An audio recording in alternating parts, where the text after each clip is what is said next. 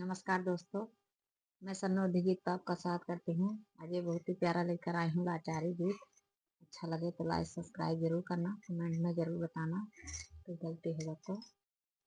नहीं लागे बजरिया हमारे मन के, नहीं लागे बजरिया हमारे मन के।